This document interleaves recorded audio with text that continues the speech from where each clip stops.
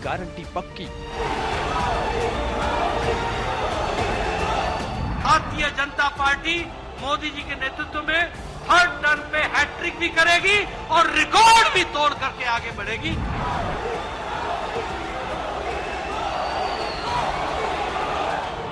अब की बार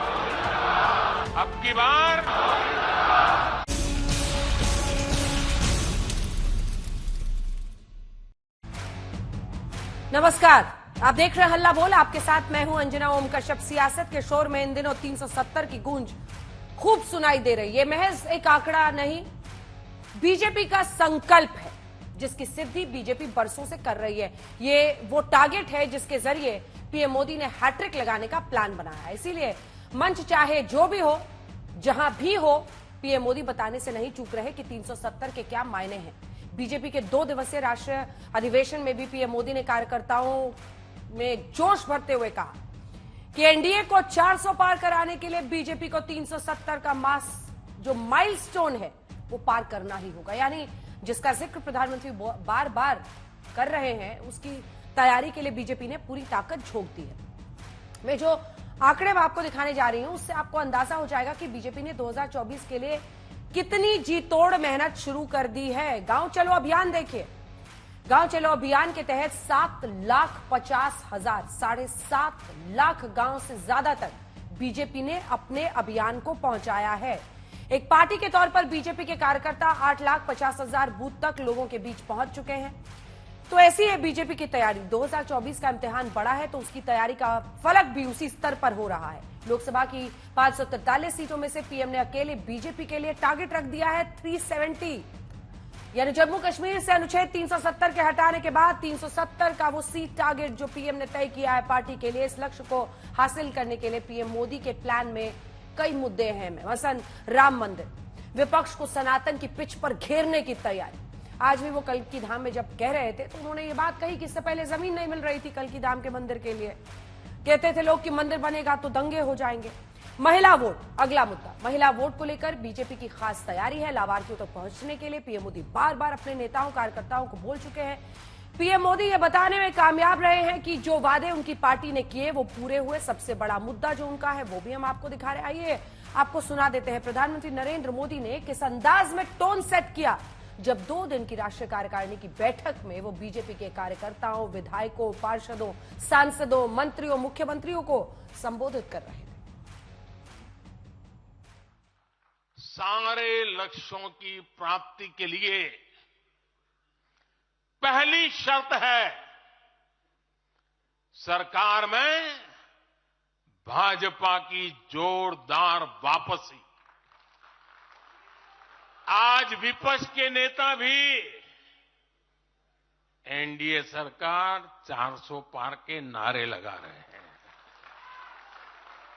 और एनडीए को 400 पार कराने के लिए भाजपा को 370 का माइलस्टोन पार करना ही होगा।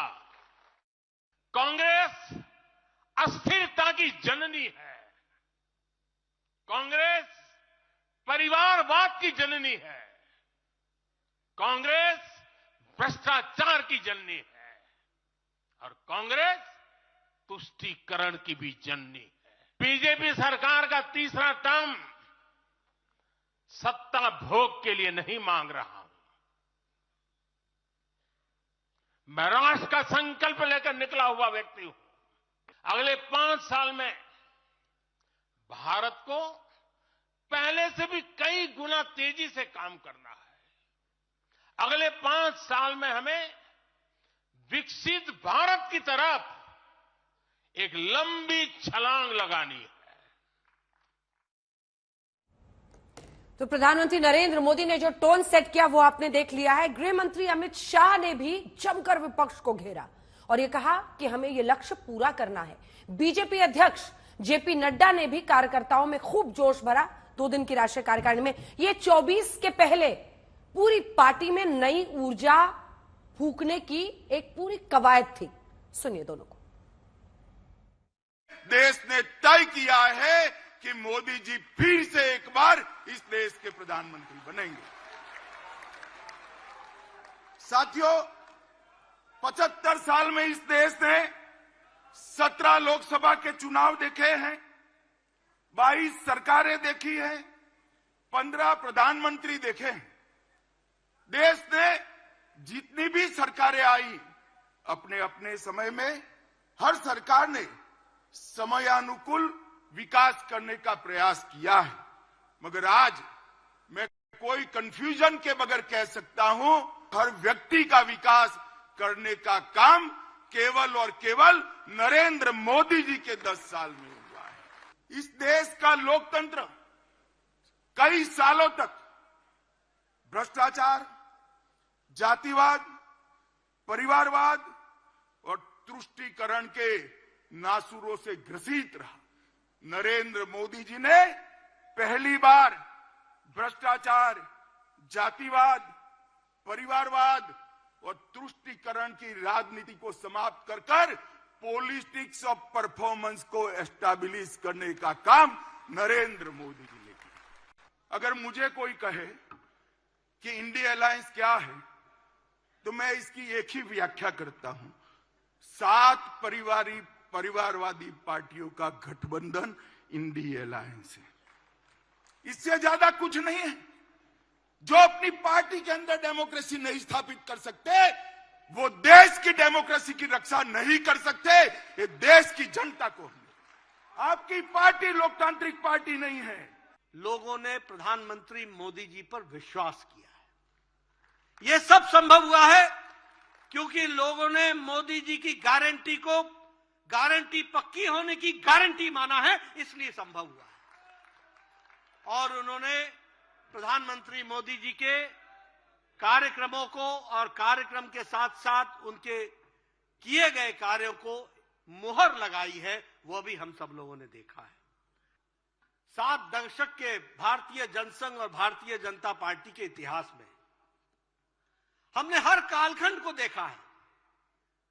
हमने संघर्ष का काल देखा, हमने जब हमारी उपेक्षा की जा रही थी वो काल भी देखा, हमने वो काल भी देखा जब हम जमानत बचाने के लिए चुनाव लड़ते थे। लेकिन हम सबको बहुत ही खुशी है कि पिछला दशक जो गुजरा है वो प्रधानमंत्री मोदी जी के नेतृत्व में उपलब्धियों भरा है, उपलब्धियों से भरा हुआ है। 2014 से पहले हमारे सिर्फ 5 सरकारें थी, जहां 5 प्रदेशों में सरकारें थी, और लंबे समय तक हम 5-6 पर रुके हुए थे। लेकिन 2014 के बाद आपको जानकर के खुशी होगी कि आज एनडीए की 17 प्रदेशों में सरकारें हैं और 12 प्रदेशों में विशुद्ध भारतीय जनता पार्टी की सरकार है। तो बीजेपी अध्यक्ष जेपी नड्डा को भी आपने सुना, अपने गृह मंत्री अमित शाह को सुना। 2 दिन के राष्ट्रीय कार्यकारिणी में अच्छे खासे हमलावर थे वो विपक्ष पर, और प्रधानमंत्री नरेंद्र मोदी ने तो सीधा कह दिया है कि माइलस्टोन है 370, हमें उसे हासिल करना है, हमने अनुच्छेद 370 हटाया। सुधांशु त्रिवेदी, राष्ट्रीय प्रवक्ता, सांसद भारतीय जनता पार्टी के, हमारे साथ चर्चा में शामिल हो रहे हैं। रोहन गुप्ता जी हमारे साथ प्रवक्ता कांग्रेस पार्टी के शामिल हो रहे हैं। राजीव रंजन जी प्रवक्ता जेडीयू के, अनुराग भदौरिया प्रवक्ता समाजवादी पार्टी के हमारे साथ इस चर्चा में शामिल होंगे। लेकिन इसी बीच राहुल गांधी उत्तर प्रदेश में अपनी भारत जोड़ो न्याय यात्रा, जो पार्ट 2 है उनकी यात्रा का, उसको लेकर आगे बढ़े हैं, और अनुराग जी की पार्टी के मुखिया अखिलेश यादव उससे दूरी बना के चल रहे हैं। बहरहाल वो मुद्दा बात का है, आपको सुनाते हैं। राहुल गांधी हमलावर थे सरकार पर, लेकिन अमेठी से खबर आई कि उनके खिलाफ वहां पर नारेबाजी हुई, गो बैक राहुल के नारे लगे हैं, और स्मृति ईरानी ने फिर पलटवार कर दिया है राहुल गांधी पर कि सुनसान सड़कों ने यहां पर उनका स्वागत किया। आइए आपको सुना देते हैं राहुल गांधी ने क्या कहा और फिर स्मृति ईरानी ने क्या कहा। चूंकि यूपी में थे, अमेठी क्रॉस कर रहे थे, वहां पर यह सब हुआ है। पहले नरेंद्र मोदी जी ने 3 कानून बनाए, उनके जेब में से माल छीनने की कोशिश की। किसान मांग क्या रहा है? किसान कह रहा है हमें एमएसपी दो। इसमें क्या बड़ी बात है? वो 14 लाख करोड़ रुपया 15-20 अरबपतियों को माफ कर देते हैं, और किसान को धान के लिए गेहूं के लिए एमएसपी नहीं दे सकते, क्या बड़ी बात है? जो व्यक्ति बिना सहारे अपनी पैतृक सीट तक लड़ नहीं सकता, उसको कोई भी नेता क्यों सहायता करेगा? अमेठी वो लोकसभा क्षेत्र है जहां पर साल 2019 में मैं सिर्फ कांग्रेस के प्रत्याशी से नहीं लड़ी थी, मैं एक ऐसे प्रत्याशी से लड़ी थी जिसने सपा और बसपा दोनों का सहयोग लिया। जिसे खुद सहारे की जरूरत है वो दूसरों का सहारा कैसे बनेगा? तो अमेठी पर भी ये लड़ाई आई है, लेकिन एक बार वापस लौटते हैं, इस टॉपिक पर आएंगे। सुधांशु जी, आपके साथ शुरू करते हैं। ये एनडीए 400 पार, बीजेपी 370 पार। विपक्ष का कहना है कि ये साइकोलॉजिकल वॉरफेयर है आप लोगों का। आपको भी पता है कि 303 से एक बार में 370 पहुंच जाना मुमकिन नहीं है, लेकिन आप एक साइकोलॉजिकल वॉरफेयर छेड़ रहे हैं 370 400 करके विपक्ष की पूरी मानसिकता पर, उनके मोराल पर वार करने के लिए। सही है क्या? देखिए, जो लोग इसको साइकोलॉजिकल कहते हैं वो एक्चुअल से बहुत दूर है। अंजना जी, 2014 में हमने जब कहा था 272 प्लस, हमारा मजाक उड़ाया गया, 282 पाए। 2019 में हमने कहा 300 प्लस, 303 पाए। और इसके लिए काम क्या होता है? पहले नेतृत्व चाहिए। अब मोदी जी का ऐसा नेतृत्व है जो आप किसी भी रेटिंग में आप देखेंगी 55-60% से लेकर 70-75% तक होगा। मॉर्निंग कंसल्टेंट में 75-76%। मोदी जी ने एक बात बोली, 10 साल तक 25 करोड़ लोगों को गरीबी से निकाल लेना और बेदाग शासन करना जिसपे कोई आरोप न रख सके, ये छोटी बात नहीं होती। अब आइए, पार्टी की नीति एकदम स्पष्ट, राष्ट्रीय सुरक्षा हो, विकास हो, सांस्कृतिक गौरव हो, कहीं कोई कंफ्यूजन नहीं। 72-73 साल में कोई स्टैंड नहीं बदला। अगर धारा 370 1951 में मुद्दा थी तो 2019 में हमने उसको हटाया। अगर हमने कहा कि हम एटॉमिक पावर बनाएंगे, न्यूक्लियर पावर 66 में, तो 98 में बनाया। अगर हमने जो कुछ भी कहा, राम मंदिर का संकल्प था 89 में, तो हमने आके उसका मार्ग प्रशस्त किया। अब आप आइए, पार्टी किस ढंग से संगठन जमीन पे काम करता, मैं एक उदाहरण देना चाहता हूं। हम लोग जीतने के बाद रुकने वाले नहीं है। कल मोदी जी ने एक और बात बोली थी कि 2019 जीतने के बाद एक नेता ने आके उनसे कहा, अरे मोदी जी, ये प्रधानमंत्री बन लिए, दूसरी बार आप बन गए, इतना सब कुछ हो गया, अब क्या जरूरत है इतना दौड़ भाग करने की, थोड़ा आराम करिए। तो मोदी जी ने कहा कि मैं यहां सत्ता में बैठा हूं आराम करने के लिए नहीं, सत्ता में भोग के लिए नहीं, देश के जन जन के लिए काम करने के लिए। काम करने का मैं तरीका बताता हूं आपको। मध्य प्रदेश में हाल में चुनाव हुआ, हमारी लगातार सरकार है वहां 20 सालों से। हमने बूथ लेवल तक जाके देखा कि कौन से ऐसे बूथ हैं जो हम लगातार 4 बार हारे, यानी दोनों लोकसभा हारे, दोनों विधानसभा हारे। ऐसे 18,000 बूथ आइडेंटिफाई किए गए जहां हम लगातार पिछले 4-5 चुनाव हारे, यानी लोकसभा भी हारे, विधानसभा बूथ पर, मैं विधानसभा या लोकसभा की बात नहीं कर रहा हूं। और उनमें काम करना शुरू किया गया और उन 18,000 में हम 6,000 बूथ जीते। रोहन जी को ध्यान होगा, जिस समय हम लोग गुजरात में मिलते थे, उस समय हमने संगठन का वो काम किया था कि बूथ स्तर पर जितने कार्यकर्ता थे, यदि उनके हिसाब से उसको 3 गुना वोट में कन्वर्ट कर ले, 3 से 4 गुना वोट में, तो हमारा मत प्रतिशत 50 के ऊपर जाता था। 50 के ऊपर गया और 150 से ऊपर सीटें मिली। तो ऐसा नहीं है, नेतृत्व से लेके नीति तक, नीति से लेके हमारे कार्य तक, और कार्य से लेके संगठन के स्तर तक जो हम काम करते हैं उसके आधार पर यह बात कहते हैं। इसलिए मोदी जी कोई बात हवा में नहीं कहते, हमारे यहां ये नहीं। तो और एक और मैं बात कह दूं, देखिए, हम नई राजनीति की बात कर रहे हैं। जैसे आज ये लोग कहते हैं ना कि लाभार्थी एक वोट बैंक हुआ। हां साहब, बिल्कुल, लाभार्थी हमने तय किया, गरीब का पहला अधिकार। आप पुराने स्टाइल में पढ़े, वो दलित, सवर्ण, अगला पिछड़ा, अल्पसंख्यक, फलाना ढिमाका, आप इसी में पड़े हुए हैं कि छोटा छोटा टुकड़ा करके एक ले लें। पुराने दौर के जमाने में पड़े थे, पुराने दौर की नीति पे चल रहे थे। हम नए सिरे से चल रहे हैं और समाज के सारे वर्गों को साथ में लेते हुए, सबका साथ, सबका विकास, सबका विश्वास लेते हुए हम आगे बढ़ रहे हैं। इस आधार पे हम कह रहे हैं, हम कोई बात हवा में नहीं कह रहे। मोदी जी कहते हैं, जो मोदी की गारंटी शब्द है, हाँ। वो गारंटी है। वो राम मंदिर से लेके, धारा 370 से लेके, बालाकोट से लेके, 25 करोड़ लोगों को बाहर निकालने से लेके, महंगाई इस समय सबसे कम नियंत्रित है। अनुराग भदौरिया जी भी मुस्कुरा रहे हैं, भैया पढ़े लिखे वाले को और बात बता दें, अभी जापान और ब्रिटेन दोनों रिसेशन में चले गए, निगेटिव में ग्रोथ रेट हो गई है। अब सुनिए, अमेरिका की ग्रोथ रेट 1 से कम है, चाइना 3% पे आ गया है, और पाकिस्तान बांग्लादेश को तो छोड़ दीजिए जनाब। इसलिए हम कह रहे हैं, ये है मोदी की गारंटी, इसलिए जनता हमारे साथ खड़ी हुई। चलिए रोहन जी, अब आपकी बारी है।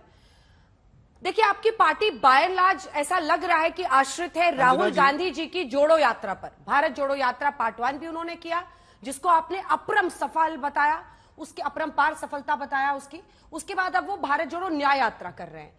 लेकिन अगर अमेठी रायबरेली जैसी सीटों पर कॉन्फिडेंस नहीं हो पा रहा है आपकी पार्टी का, तो फिर इस जोड़ो यात्रा से क्या हासिल हो रहा है? बहुत सारे सवाल है ना, जहां जहां से गुजर रहे हैं कहीं पर बात बन नहीं रही है।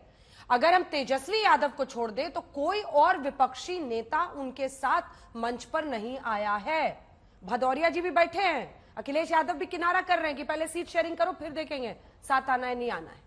कैसे लड़ेंगे? अंजना जी, पहले तो जो सुधांशु जी ने बात की कि हम हवाई बात नहीं करते हैं, उसकी जमीनी हकीकत में आपको सीट के साथ बता दूं।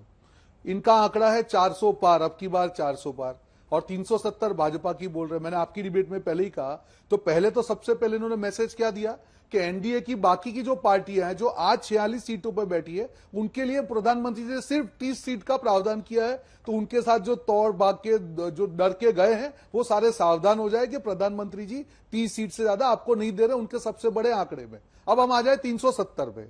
370 का अगर आंकड़ा, इनको 400 का आंकड़ा अगर टोटल पहुंचना है, पंजाब में 13 सीटें हैं, झारखंड में 14 सीटें हैं, महाराष्ट्र में 48 सीटें हैं, बिहार में 40 सीटें हैं, वेस्ट बंगाल में 42, Orissa, Andhra, Telangana, Karnataka, Kerala, Tamil Nadu, north east and JNK, ये सब मिलकर अंजना जी टोटल 322 सीटें हैं। और 543 में से अगर हम बाकी की 221 सीट में ये गिनते हैं कि भाजपा 80% सीटों पे बिजती है, बाकी इन राज्यों के सिवा की मैं बात कर रहा हूं, 80% में गिनता हूं, तो भी वो जो आंकड़ा है वो आंकड़ा 176 होता है। और 370 पे पहुंचने के लिए ये जो 322 सीट है उसमें से इनको 200 सीटें जीतनी है। तो सुधांशु जी 1+1 2, अब आप बताइए कहां से लाएंगे? हवाई तो आई। आप माहौल क्रिएट करने में बहुत बड़ी बातें करते हैं, गारंटी की बात कर रहे हैं। तो भैया 2 करोड़ नौकरियों की गारंटी किसकी थी? पूरा करने दीजिए। किसानों की आय दुगना करने की गारंटी किसकी थी? 5 ट्रिलियन इकोनॉमी की गारंटी किसकी थी? हर भारतीय को घर देने की गारंटी किसकी थी? 15 लाख वापस लाने की गारंटी किसकी थी? महिलाओं का विकास की गारंटी किसकी थी? आपको आंकड़ों के बता दूं, आप जो हवाई बातें करते हैं, संकल्प नाम बड़े बड़े देते हैं, आपको हकीकत बताता हूं कि बांग्लादेश की पर कैपिटा जीडीपी, आप तो थोड़ा कई बार अर्थतंत्र समझते हैं तो आपको थोड़ा बता दें कि बांग्लादेश की पर कैपिटा जीडीपी आज भारत देश की पर व्यक्ति आय से ज्यादा है। ये नहीं हुआ, ये 10 साल का आपका विकास है। 125 देश के गरीबी के आंकड़े में भारत पिछड़ गया है। ये मेरा आंकड़ा नहीं है, ये सार्वजनिक आंकड़ा है। अब आप तो आंकड़ों को जुटला देंगे। तो सुधांशु जी, हवाई बातें करने से, टीवी पे करोड़ों लाखों हजारों करोड़ खर्च करने से हकीकत नहीं बदलती है। आपने बोला कि हमने ये सब किया, अरे भाई जमीनी स्तर पे चीजें क्यों नहीं बदल रही है? क्यों किसान को आज भी आंदोलन करना पड़ रहा है? क्यों युवाओं को नौकरी के लिए रोड पे ऊपर घूमना पड़ रहा है? मणिपुर जब जल रहा है तब प्रधानमंत्री जी को जाने का समय क्यों नहीं मिलता है? क्यों आपका दोगला चेहरा है? क्यों आपको इतनी बड़ी बड़ी बातें करने के बाद भी जम्मू और कश्मीर में आज भी हमारे जवान शहीद हो रहे हैं? क्यों छत्तीसगढ़ में नक्सली हमले हो रहे हैं? मुझे बताइए ना, परिणाम बदल के बताइए ना। आप बड़ी बड़ी बातें करें, महंगाई दर की बात कर रहे हैं, 8% के बैंड के ऊपर 2 साल तक आपका महंगाई दर चला है। 45 साल में सबसे ज्यादा बेरोजगारी का दर आपकी सरकार में गया है। छाती पीटना काम बंद करिए, अभी जनता देख रही है, ये गुब्बारा फूटने वाला है। वापस मैं बोल रहा हूं, इतना अहंकार मत दिखाइए। आज किसान रोड पे बैठ के आज भी अपने अधिकार के लिए रो रहा है। क्यों आप हिम्मत से नहीं कहते कि हम एमएसपी देंगे? आपने 1.5 साल पहले किसानों को बेवकूफ बनाया, उनका आंदोलन वापस लिया क्योंकि पंजाब का चुनाव था, और 1.5 साल के बाद आप बेवकूफ बना रहे हैं। क्यों एमएसपी की बात करने के लिए तैयार नहीं है? छाती ठोक के हम कहते हैं कि हमारी सरकार आएगी, हम एमएसपी का वादा पूरा करेंगे। बातों से नहीं होगा सुधांशु जी, बड़ी बड़ी बातें कर सकते हैं, पर जब जमीनी स्तर की आप बात करेंगे, जनता जनार्दन जानती है आपकी हकीकत क्या। इसीलिए चंडीगढ़ में जो हुआ आपने देखा, शर्मसार करने वाली बात है लोकतंत्र की। आज अनिल मसीह ने क्या कहा? 8 वोट को मैंने काटा है। शर्म आनी चाहिए आपकी सरकार को। और अभी भी आप सुधरे नहीं है, अभी भी आम आदमी पार्टी के जो काउंसिलर है उनको अपनी पार्टी में ले रहे हैं। आपका जो लोकतंत्र की हत्या का कार्यक्रम पूरे देश की जनता हर रोज। मल्लिकार्जुन खड़गे, कांग्रेस पार्टी के अध्यक्ष, ने हमला किया संसद में 400 सीट पर। मैंने कभी नहीं कहा कि अब की बार 400 पार। आपको याद होगा, दरअसल एक भाषण में मल्लिकार्जुन खड़गे ने यह कहा था इस तरह का कि बीजेपी ऐसा दम भरती है। पीएम ने बाकायदा पार्लियामेंट में कहा था कि अब तो मल्लिकार्जुन खड़गे भी कह रहे हैं 400 पार। ऐसे में मल्लिकार्जुन खड़गे उससे इनकार कर रहे हैं, कह रहे हैं मैंने संसद में कभी नहीं कहा 400 पार। सुधांशु जी, जवाब दीजिए, मोदी की सत्ता जितनी जल्दी जाएगी देश के लिए अच्छा है। 100 सीट भी नहीं आएगी, 400 तो छोड़ दीजिए। मल्लिकार्जुन खड़गे कह रहे हैं, और कह रहे हैं रोहन जी कि आप लोग खाली माहौल बना रहे हैं। अब मैं बताता हूँ। रोहन जी ने कहा बड़ी बड़ी बातें, अब छोटी छोटी बातें बता देता हूँ। एक तो खड़गे जी ने जो बोला, मैं उस समय पार्लियामेंट में बैठा हुआ था। खड़गे जी यदि ये सेंटेंस बोलते कि भाजपा कह रही है 400 पार, तो समझ में आता, कोई जाके चेक कर सकता है। खड़गे जी ने उसके बाद ये जरूर बोला जब तालियां बज गई कि नहीं 100 भी नहीं आएंगे, पर उनका सेंटेंस ये निकला अब की बार 400 पार।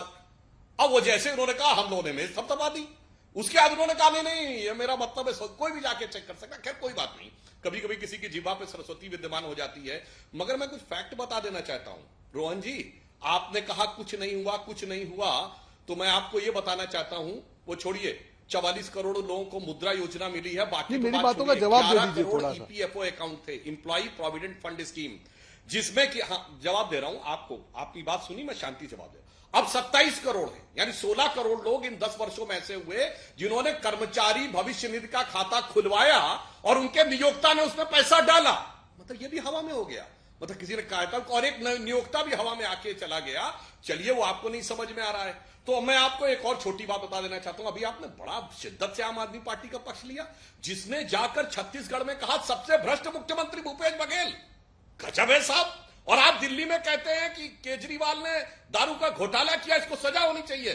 गजब है साहब। उसके बाद आप आके एक हो जाते हैं, तो सबको समझ में आता है ये इंडी गठबंधन क्या कर रहा है, और साइकोलॉजिकल हम नहीं कर रहे हैं। रोहन जी, आप सोचिए कि 2019 के चुनाव में आपकी पार्टी के युवराज चुनाव हारने के बाद उत्तर प्रदेश छोड़े थे, और आज आदरणीय सोनिया जी यानी आपकी पार्टी की राजमाता ने चुनाव से पहले ही उत्तर प्रदेश छोड़ दिया, यानी अब अमेठी रायबरेली जीतने की स्थिति नहीं रहेगा। इसमें कोई साइकोलॉजिकल देखने की जरूरत नहीं है। क्या साइकोलॉजिकल है, वो बिल्कुल फैक्चुअल दिख रहा है। जिसे अंजना जी, एक फिल्म की डायलॉग होता था ना कि जंग के चोपखाने की पहली आवाज तुम्हारी शिकस्त का ऐलान कर देगी। यहां तो चुनाव की घोषणा भी नहीं हुई, यानी जंग का चोपखाना बजा ही नहीं और शिकस्त का ऐलान मान लिया गया। अब इसके बाद किसी को साइकोलॉजिकल फैक्चुअल, और मैं दर्शकों से कहता हूं ना, मेरी बात पे यकीन करिए ना रोहन जी की बात पे, जाइए चेक करिए। मैं बताता हूं, दुनिया की सबसे बड़ी अर्थव्यवस्था अमेरिका, ग्रोथ रेट 1.9%। दूसरे नंबर की चाइना, ग्रोथ रेट 3.5%। तीसरे नंबर पे अब आ गया जर्मनी, आय का जवाब दे दीजिए ना। प्रति व्यक्ति आय की बात कर लीजिए, -0.6%। भारत 6.2% और ब्रिटेन -0.6%। प्रति व्यक्ति आय, ये जाके चेक कर प्रति व्यक्ति आय क्यों कम हो रही है बांग्लादेश के सामने, क्यों कम हो गई? तो अरे प्रति व्यक्ति, अब सुनिए, अगर प्रति व्यक्ति आय की बात करते, purchasing power parity in the domestic market में तीसरे नंबर की अर्थव्यवस्था है भाई। पता नहीं ये लोग क्या बात करने का प्रयास करते हैं। अरे प्रति व्यक्ति आय में क्यों पीछे चले गए भाई, वो बता दो ना। IMF की चीफ का स्टेटमेंट है, उसने कहा है कि अगले वर्ष भारत वर्ल्ड की ग्लोबल ग्रोथ रेट में 15% कंट्रीब्यूट करके सबसे बड़ा ग्लोबल ग्रोथ का इंजन बनेगा। ठीक है, अब ये हम नहीं बोल रहे हैं महोदय, ये वो IMF है जहां डॉक्टर मनमोहन प्रति व्यक्ति आय में क्यों पीछे चले गए? बड़ी बात हो, छोटी बात हो, साइकोलॉजिकल बात हो या फैक्चुअल बात हो, सब में देख लीजिए एकदम मामला पूरी तरीके से क्लियर है कि आएगा तो मोदी ही। और अब की बार 400 पार का है, 400 नहीं, एनडीए 400 पार होगा, 410, 425, 430 कुछ भी हो सकता है। चलिए ठीक है, इस पर मैं जवाब लूंगी अनुराग जी से। अनुराग जी के पास आइए। 400 पार वो कह रहे हैं, अनुराग जी, अरे सवाल तो सुनिए। 400 पार कह रहे हैं, वो कह रहे हैं इसका अर्थ 410, 425 कुछ भी हो सकता है, जो कि राजीव जी और ऐसे तमाम उनके सहयोगियों के मतलब उनकी झोली में जा सकता है। आप लोगों की क्या स्थिति है? क्यों राहुल गांधी से ऐसे दूर दूर चल रहे हैं अखिलेश बाबू? लड़ना नहीं है क्या इंडिया गठबंधन में एक साथ मिलकर? देखिए चित्रा जी, सुधांशु जी ने एक बड़ी अच्छी बात बताई, ये नई राजनीति है।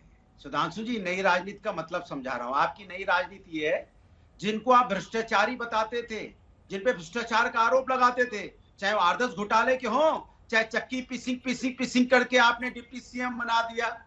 और आदर्श घोटाले वाले को, जिसको आदर्श घोटाले का आरोप लगाते थे, आप कहते थे कि नहीं भैया ये लीडर नहीं है, डीलर हैं। जिन पे आप बताते नहीं, शहीदों के, हमारे लोगों का मकान इन्होंने हड़प लिया, उनको आपने आदर्श राज्यसभा में भेज दिया। ये आप भ्रष्टाचार का मतलब है, क्योंकि नई राजनीति है। नई राजनीति में परिवारवाद का मतलब आप बता रहे थे, परिवारवाद नहीं है भाई, राजतंत्र तो आप चला रहे हो।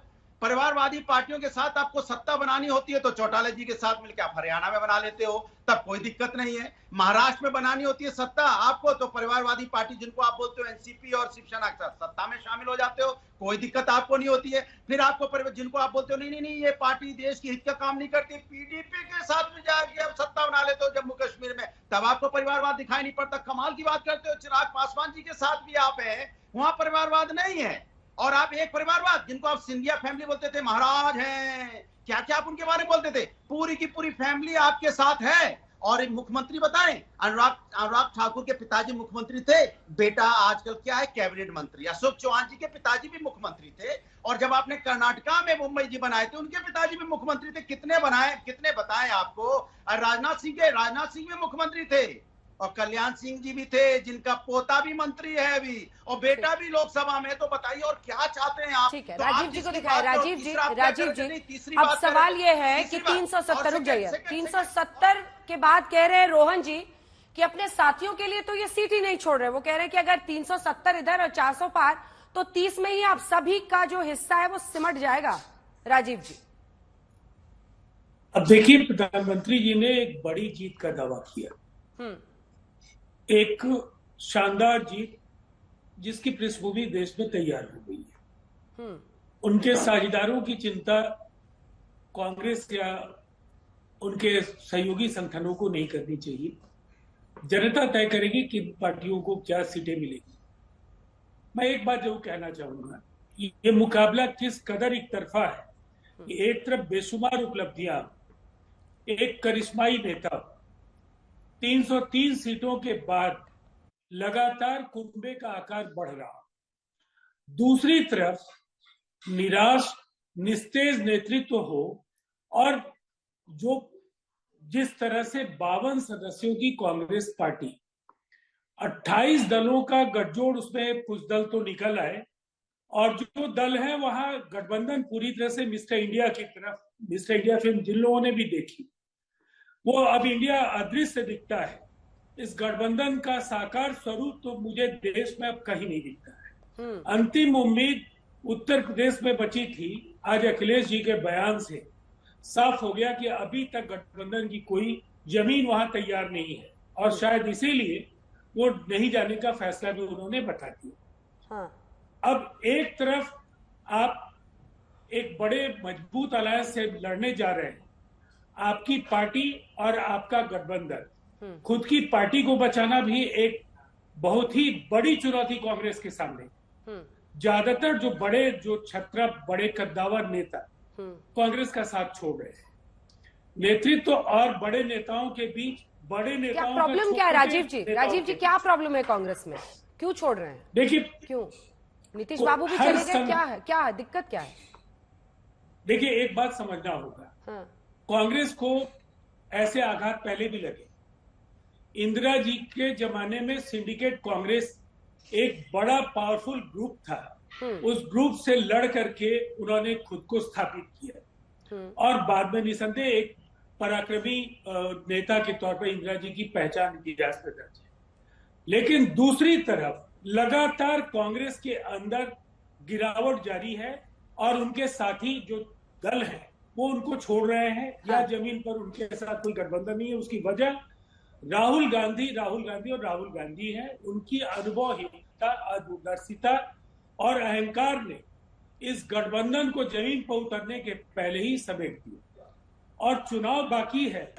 चुनाव के पहले अगर कोई अलायंस बनने के पहले बिखर जाए, एक पार्टी मजबूत होने के बजाय लगातार कमजोर होती चली है, तो फिर इसका अर्थ क्या है, ये मतदाता बहुत आराम से समझ लेंगे। आपके पास, मैं केवल 30 सेकंड में खत्म कर रहा हूं। जी। आपको देश में बहुत सारी कमियां दिख सकती हैं, और निसंदेह ये अधिकार है।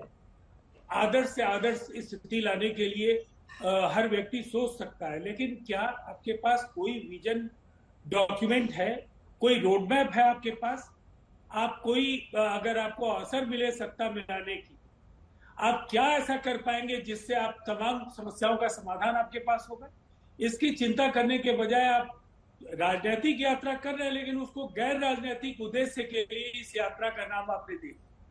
और ये गठबंधन जोड़ने के बजाय गठबंधन तोड़ने की यात्रा, तो मुझे ऐसा लगता है कि अब इसमें बहुत कुछ बाकी नहीं है, हालात और कांग्रेस के लिए बिगड़ते जाएंगे। ठीक है, आप जो कह रहे हैं वो बहुत गंभीर है और एक ऐसी पार्टी के रोहन जी, देखिए आप वैसे तो आपको अब वो एनडीए का हिस्सा है तो जाहिर तौर पर आप उन पर बरसिएगा, वो आप पर बरसेंगे, लेकिन एक बहुत बड़ी वजह है कि नीतीश कुमार जो कि ओरिजिनल आर्किटेक्ट थे इस गठबंधन के विपक्षी, सबसे पहले आपको भी याद होगा वही दिल्ली, मुंबई, बेंगलुरु कर रहे थे, उनकी पार्टी की तरफ से कहा जा रहा है कि राहुल गांधी राहुल गांधी राहुल गांधी वजह है, उनके अनुभवहीनता, उन्होंने कहा उनका अहंकार जिसकी वजह से ऐसी स्थिति पैदा हुई है। क्या ये आप लोगों के लिए एक आईना नहीं है जिसमें आप सेल्फ करेक्शन मोड में आए? अंजना जी, पहली बात तो जब जेडीयू कांग्रेस और आरजेडी के साथ गठबंधन में थी और मेरे साथी राजीव जी जब डिबेट में आते थे, तब सारे मुद्दे इससे बिल्कुल विपरीत थे। देखिए, गठबंधन चेंज करने से मुद्दे कैसे बदल गए? यही राजीव जी कहते थे कि देश में बेरोजगारी सबसे ज्यादा है, यही राजीव जी कहते हैं कि जिस प्रकार से एजेंसी का, मुझे याद है सारी डिबेट्स, कि दुरुपयोग हो रहा है, लोकतंत्र खतरे में है, हम लोकतंत्र को रक्षा करने के लिए हम लोग आगे रहेंगे। यही राजीव जी कहते थे कि किसानों के साथ अन्याय हो रहा है, यही राजीव जी कहते थे कि जिस प्रकार से ये सरकार जारी, आने वाले चुनाव में चुनाव ही नहीं होंगे। तो मुझे एक चीज बताइए कि राहुल गांधी जी से इनकी नाराजगी से मुद्दे कैसे बदल गए? तो आज आपको जब लगता है कि आप डर गए, आप लड़ना नहीं चाहते हैं, आपको सत्ता की रोटियां सेकनी है, आप लगता है कि आप फेस नहीं कर पाएंगे बिहार में, आपने चेंज कर लिया तो दूसरे लोग खराब हो गए। हकीकी ये थी वहां पे कि अगर आप जेडीयू की हालत वहां पे देखें कि जो इवन इंडिया गठबंधन में भी जमीनी स्तर पे हम बात करें, जेडीयू की परिस्थिति बहुत विकट थी। हमने कभी भी फिर भी ये बात नहीं की। अखिलेश यादव से क्या प्रॉब्लम हो गई? सबको चलते हैं तब सबकी जिम्मेदारी होती है कि सबको लेके चले। और आखिरी चीज अभी हमारे मित्र वो कह रहे थे आम आदमी पार्टी के बारे में, मैं उन पे ही आ रहा हूं। अखिलेश यादव जी के साथ हमारी बातचीत चालू है, उन्होंने एक ऑफर किया है 11 सीटों का और सारा डिस्कशन चालू है। ये डिस्कशन तो होगा, ये लोकतंत्र का पार्ट है। हमारे वहां पे मोदी जी की तरह ये नहीं कह देंगे कि आपको 30 सीटें देंगे। और हमारे मित्र यहां पे आज बैठे हैं और मैं शुभकामना देता हूं कि लोकसभा के पहले आप यहां पे आके बात ना करें और आप अपनी बात पे अड़े रह पाए। उस प्रकार की शक्ति ऊपर वाला दे, नहीं तो नीतीश जी का मालूम नहीं है, रात को सपने में आके कोई कुछ बोल देगा, कल वापस अपना स्टैंड चेंज कर लेंगे। तो उसमें मैं पढ़ना नहीं चाहता। सुधांशु जी, आपने कहा आम आदमी पार्टी की नहीं है। रोहन जी, आप कह रहे हैं 11 सीट, तो थोड़ा सा डिटेल्स बताइए ना। पे थे, दोनों लड़ेंगे, जीतेंगे। राहुल जी अमेठी से लड़ेंगे और रायबरेली से प्रियंका जी। बिल्कुल बिल्कुल कंफर्म। देखिए आपको आने वाले समय में जिस प्रकार से उत्तर प्रदेश में, अंजना जी मैं भी आपकी जैसे, आप आज तक के लिए कुछ बोल नहीं सकती कि ऊपर क्या हो रहा है, मैं भी एक सामान्य कार्यकर्ता हूं, तो प्लीज मैं मेरा काम कर रहा हूं, मुझे ईमानदारी से मेरा काम करने दिया जाए, पहली बात। दूसरी बात, सुधांशु जी आप अपनी बात कर रहे थे, आपने कहा कि मैं आम आदमी पार्टी के साथ खड़े होने की बात नहीं है, लोकतंत्र की हत्या हुई है। जिस प्रकार से अंजना जी आपको पूरा डिबेट इस मुद्दे पे करना चाहिए था। अनिल मसीह ने जिस प्रकार से आज स्वीकार किया कि 8 वोट में मैंने वहां पे काटाकुटी की है, लोकतंत्र की हत्या हुई, ये क्या हो रहा है? अगर भाजपा को उतना ही भरोसा है मोदी जी की गारंटी पे, तो लोकतंत्र की हत्या क्यों करनी पड़ रही है? क्यों दूसरे दल के नेताओं को लाना पड़ रहा है? क्यों उनके जो कार्यकर्ता सालों से, सुधांशु जी बेचारे मेहनत करके इतने सालों के बाद राज्यसभा में पहुंचे, दूसरी पार्टी के नेता आके जिनको कल तक गालियां दे रहे हैं, सुधांशु जी गालियां दे रहे हैं, फडणवीस जी गालियां दे रहे हैं, उनको राज्यसभा का सदस्य बनाना पड़ रहा है। कैसी ऐसी मजबूरी है? अगर गारंटी में है दम, तो फिर क्यों कर रहे हैं अपने कार्यकर्ताओं के साथ इतना बड़ा अन्याय? मुझे वो बताइए ना, उनका कार्यकर्ता भी तो इसीलिए कहता हूं कि जब दिया जो है, जो फड़फड़ाता है ज्यादा, जब ज्यादा फड़फड़ा है तो समझ लो कि उसका जो है जाने का समय आ गया है। और इसीलिए जो अहंकार है कि बाहर के लोगों को आके अपने कार्यकर्ता के सर पे बिठा के मलाई वाली चीजें उनको दो और कार्यकर्ता को बोलो कि रोड पे मजदूरी करे, ये पार्टी के अंत की शुरुआत है। सुधांशु जी, कहीं आप लोगों की कमजोर नफ्स तो नहीं है सुधांशु जी? अंदर ही अंदर पैराशूट लैंडिंग फिर से बहुत हो रही है। ऐसा ही 19 के पहले भी हुआ था, वही 24 के पहले भी हो रहा है। देखिए, इन्होंने कहा दिया फड़फड़ाने की बात। अंजना जी, तो दिया जो है वो आसाम से लेकर चंदौली तक फड़फड़ाता हुआ चल रहा है, और ऐसा फड़फड़ा रहा है जहां जा रहा है वहीं सबको निपटाए दे रहा है। मतलब गुवाहाटी से शुरू होता है तो चौपाटी में देवड़ा जी पार्टी छोड़ देते हैं, और फिर जहां जहां गया उसको क्या बार बार रिपीट करें। बंगाल में गए तो दीदी चली गई, झारखंड में गए तो सरकार बच गई मगर सीएम चला गया, बिहार में गए तो नीतीश कुमार जी चले गए। मैं एक बात कहना चाहता हूं, नीतीश जी को आप याद करिए, उस समय ये बात आई थी, नीतीश जी इस बात पे ही उनको आपत्ति थी कि जो इंडिया नाम रखा गया, ये बात मीडिया में आई थी। और वो देखिए कितनी सतही राजनीति ये लोग करते हैं। अंजना जी, कोई जाके डिजिटल डाटा चेक कर ले। जिस दिन ये इंडिया गठबंधन नाम रखा गया उस दिन मैंने एक नहीं अनेक टीवी चैनल पे पूछा था, इनके कोई भी प्रवक्ता इंडिया गठबंधन का हिंदी में पूरा नाम नहीं बता पाए। और आज भी किसी से पूछा जाए तो बड़ी सहजता से आदमी उसका हिंदी में नाम नहीं बता पाता। अंग्रेजी में भी एक छोटी सी बात जो नीतीश जी का ऑब्जेक्शन रहा होगा, सही, इंक्लूसिव वर्ड है। ये इंक्लूसिव का ऐसा शब्द है जो शहरी वर्ग जो अंग्रेजी समझता है, उसके अलावा आप किसी से जाके ग्रामीण और देहाती क्षेत्र में पूछ लीजिए, इंक्लूसिव वर्ड का मीनिंग नहीं पता होगा। कितनी सतही ड्राइंग रूम वाली सोच, और सोचते बस इस ढंग के नैरेटिव बनाकर हम भारत में बदलाव ले आएंगे, तो उस गलतफहमी के कारण ही आपके साथ यह स्थिति आने की। आप लोगों का नैरेटिव क्या है सुधांशु जी? सांसद जी, पटना से शुरू हुए थे। आप लोगों का नैरेटिव क्या है? आप लोगों का नैरेटिव क्या कोई है? अभी एमपी पहुंचे नहीं है राहुल गांधी, और लग रहा है छिंदवाड़ा में कुछ हलचल ज्यादा हो रही है।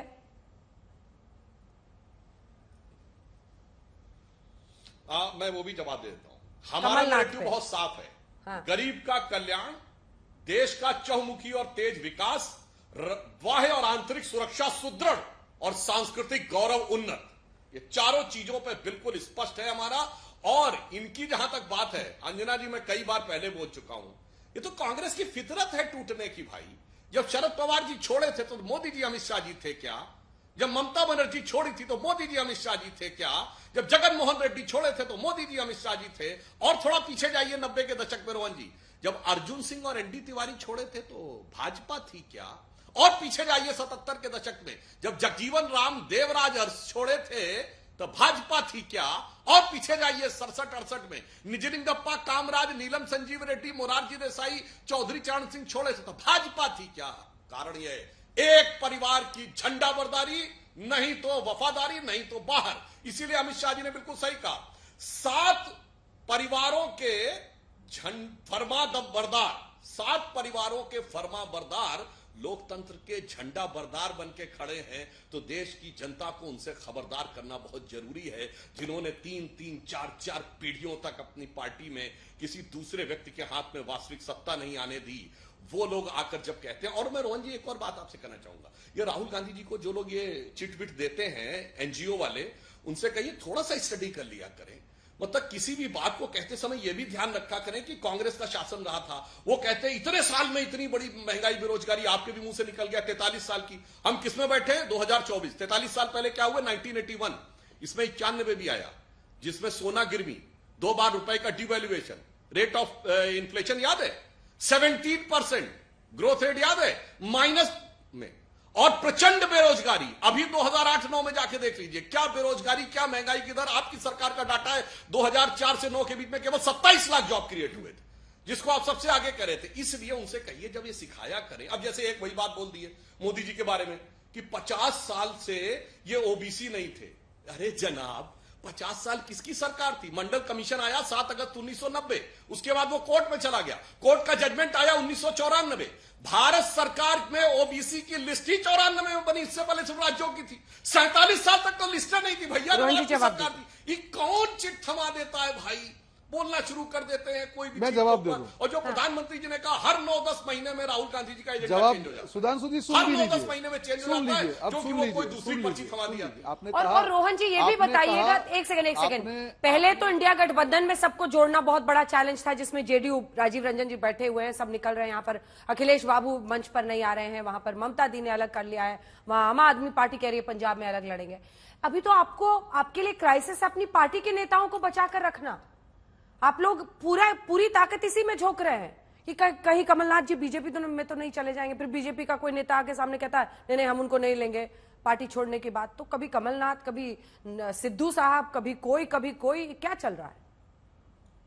आपकी एनर्जी तो इसमें जा रही है। अंजना जी, ये सत्ता का खेल चल रहा है, ये सत्ता का खेल चल रहा है। और जिस प्रकार से एक लोकतंत्र की हत्या पूरे देश के सामने हो रही, पूरा देश उस चीज को देख रहा है। मैंने जब बात की, मेरी शुरुआत की, मैंने चंडीगढ़ से शुरुआत की। सुधांशु जी इतनी बड़ी बड़ी बातें करते, क्यों उनके मुंह से जब चंडीगढ़ के नाम की बात आती है दही जम जाता है? देश के सामने, कैमरे के सामने अनिल मसीह जैसे व्यक्ति पूरे वोट के साथ छेड़खानी करते हैं। बात यहां पे आम आदमी पार्टी की या कांग्रेस की नहीं है, बात है लोकतंत्र की हत्या की। आपकी सरकार के राज में क्या हो रहा है, पूरा देश देख रहा है कि किस प्रकार से आप लोकतंत्र की हत्या कर रहे हैं। एक अधिकारी 8 वोट को बदल रहा है और आप बेशर्मी से यहां पे बातें कर रहे हैं। आपको शर्म नहीं आती है? किसके शासन में हो रहा है? भाजपा के शासन नहीं है क्या? अगर आपकी थोड़ी भी शर्म होती तो आपकी सरकार बोलती या मोदी जी बोलते कि नहीं, ये लोकतांत्रिक तरीके से नहीं हुए, हम हमारा जो मेयर है वापस करते हैं। जब सुप्रीम कोर्ट ने फटकार लगाई तब आपके मेयर ने रेजिग्नेशन दिया और फिर भी आप बाज नहीं आ रहे हैं। फिर भी आप काउंसिलर को ले रहे हैं कि भैया वापस अगर वोटिंग हुई, हमको तो सत्ता चाहिए। आप सत्ता के बिना रह नहीं सकते हैं, आप फड़फड़ाते हैं सत्ता के बिना। और आप जो बातें बड़ी बड़ी कर रहे हैं कांग्रेस की बात, आपको बता दूं सुधांशु जी, कितने भी आपने आक्षेप किए सोनिया जी के सामने, जब आप विदेशी होने का आक्षेप किया, ये जनता ने आपको मुंह तोड़ जवाब दिया और आपकी बोलती बंद कर दी। जितनी भी बार आपने बोला कि कांग्रेस टूटेगी, कांग्रेस फिनिक्स की तरह आग में से निकल के बाहर आई और वापस कांग्रेस खड़ी हुई, क्योंकि देश की जनता के दिल में कांग्रेस है। या कांग्रेस के पार्टी को कई बार यह हुआ है कि खामियाजा भुगतना पड़ा है, पर कभी भी भाई के भाई को नहीं झगड़ा है। आपकी राजनीति में है कि आपकी राजनीति के मूल में है हिंदू मुसलमान। अब देश की जनता को लड़वा रहे हो, झगड़वा रहे हो, डरा के रखते हो। क्या समझ रखा है आपने? जब आंख खुलेगी जनता समझेगी, समझ रही है जनता कि हमारे मुख्य मुद्दों का क्या हो रहा है। आपको मालूम है कि जब तक आप हिंदू मुसलमान की राजनीति करती रहेगी, जनता के महंगाई, बेरोजगारी, महिला सुरक्षा, किसान, इन मुद्दों पे आपको जवाब नहीं देना पड़ेगा। संदेश खाली में जो हो रहा है, होती तो किसानों को इस तरह से रोड पे नहीं आना पड़ता। मुद्दा है जैसे हाथरस की खबर को आज तक ने उठाया और उसके बाद पूरे देश में आप लोग के भी नेता वहां पहुंचे थे। संदेश खाली आपके लिए मुद्दा है या नहीं है पश्चिम बंगाल का? बिल्कुल है। तो और हमारी जो स्थानिक इकाई है बिल्कुल मुद्दा उठाया है। जहां पे मुद्दों की बात है, बिल्कुल नहीं अंजना जी, देखिए ये मुद्दों की बात में मैं आपको बता दूं, मणिपुर हो या संदेश खाली, कहीं पे भी अगर महिलाओं की बात आ गई, कांग्रेस पार्टी हमेशा जो अगर गलत है वो गलत है, उसके साथ हम खड़े रहेंगे। मुझे एक चीज आप सुधांशु जी को सवाल पूछिए, मणिपुर की घटना के बारे में, जो प्रधान के बारे में बोलना, क्यों मणिपुर में नहीं, मुझे सवाल का जवाब दीजिए। जो बंगाल में इतना उछल उछल के बोल रहे हैं, मणिपुर पे क्यों चुप बैठे थे? क्यों नहीं प्रधानमंत्री जी को जाने के लिए बोला गया? क्यों संसद के पटल पे मणिपुर पे बोलने को तैयार नहीं था? बातें करने से काम होता नहीं होता है सुधांशु जी। आंकड़ों पे जवाब देना, क्या सिर्फ विरोधी विपक्षी पार्टी वाले, ठीक है टाइम की कमी है, विपक्षी पार्टी वाले राज्य में ही रेप का मुद्दा उठाएगी बीजेपी, जैसे विपक्ष उन राज्यों में उठाएगा जहां आपका शासन है? चश्मा लगा लिया है सबने इसमें। नहीं, कहां उठाया है अंजना जी? इन्होंने मणिपुर में कहां उठाया मुद्दा? मणिपुर में एक आंदोलन बताइए मणिपुर सरकार के विरुद्ध। मणिपुर सरकार के विरुद्ध एक अविश्वास प्रस्ताव लाए हो, केंद्र सरकार के विरुद्ध लाए। मणिपुर को मुद्दा बनाकर केंद्र की राजनीति करनी है, मणिपुर में कुछ नहीं बोलना है, ये इनकी हकीकत है। और दूसरा मैं कहना चाहता हूं, इनको संदेश खाली की विधानसभा की बात, विधानसभा की बात अंजना जी, अगर इनको महिलाओं से मतलब होता तो इनको केरल की लव जिहाद की जो शिकार महिलाएं, जिनके लिए इनके मुख्यमंत्री ओमन चांडी ने केरल की विधानसभा में, उससे मतलब नहीं है। जो कश्मीर में हुआ उससे मतलब नहीं। वोट बैंक पे तोलना है, क्योंकि वो महिलाएं आदिवासी हैं, उससे तगड़ा वाला वोट बैंक उसके साथ है, जो इनका है भी नहीं। वो शाहजहां शेख वाला वोट बैंक ज्यादा तगड़ा है, तो उस पर चुप्पी रखनी है। इनका नेता प्रतिपक्ष जो अधीर रंजन चौधरी कहते हैं ममता जी के लिए क्वीन ऑफ क्रुएलिटी और there is no democracy in Bengal, और दूसरी तरफ जयराम रमेश जी दिल्ली में क्या बोलते हैं, अरे भाई to save the democracy in India we need Mamata ji. उसके बाद रोहन जी बीच में नहीं, रोहन जी बीच में नहीं, ये गलत तरीका है। बहरहाल ये बहस आज के लिए यही रुकी है, लेकिन अभी रोजाना होती रहेगी, क्योंकि अब लगभग 90 दिन बचे हैं जिसके बाद मतदान होगा। लोकसभा चुनाव 2019 के लिए मोदी की तरफ से हैट्रिक की गारंटी है, तो विपक्ष कौन सी बातों पर, कौन से मुद्दे पर हराने का बीजेपी को दम भर रहा है, इसी पर आप देख रहे थे चर्चा। देखते रहिए आज तक।